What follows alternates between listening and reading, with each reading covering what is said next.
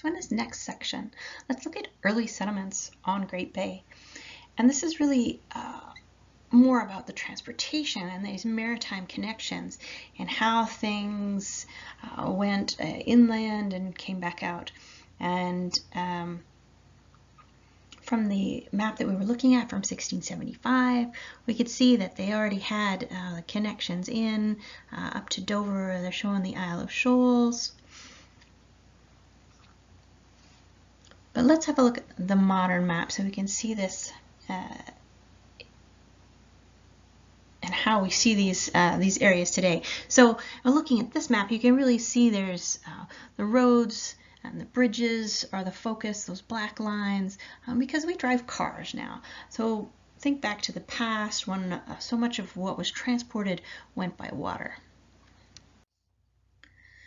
So on this map, we can see as you came in, you would be going past Isle of Shoals into the Piscataqua River, and here the mouth of Piscataqua is Portsmouth, and then this was entirely navigable. So through the 17th and the 18th century, larger boats could come right up the river, maybe not the ocean-going vessels, but large schooners.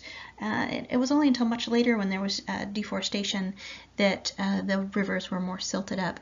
And as you're going in further, we have Dover farther up there to the north, and then Exeter down here was also considered a port in the south. So let's get into these small towns and places. So the first European recorded landfall at the Isle of Shoals was that of explorer Christopher Levitt, with 300 fishermen and 6 ships, who in 1623 discovered that the isles had been largely abandoned. So this is where they were setting up fishing camps to process what they had caught and either trade or take it back to Europe. And out there on the islands, out on the islands is the monument on the right for the John Smith monument, and then on shore recently there was also put up another monument for the Isle of Shoals to give some of that history.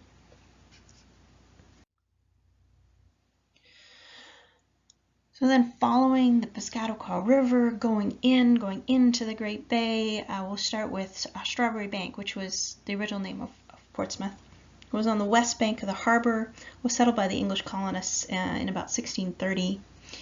And after the town was named for the many wild strawberries that were growing there on the bank.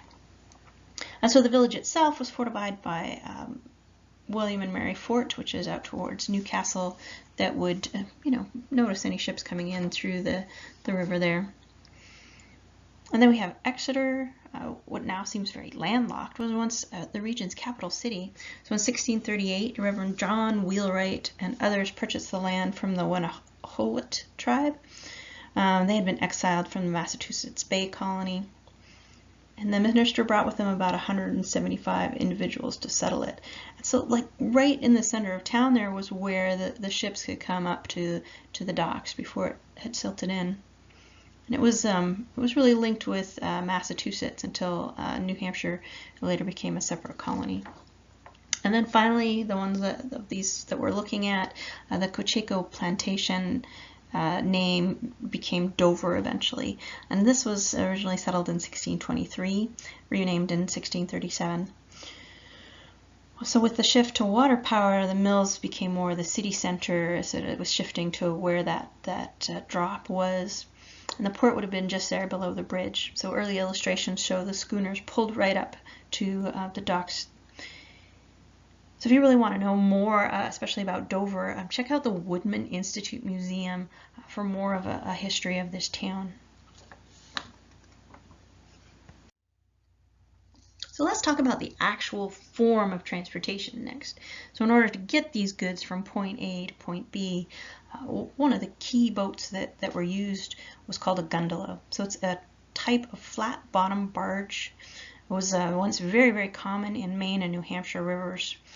Boats could be up to 70 feet in length. You can see the very small shapes of men to get some sort of idea of the scale for this one.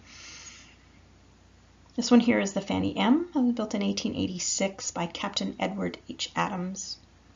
So it began, this particular type, the gondola, began as a simple undecked barge.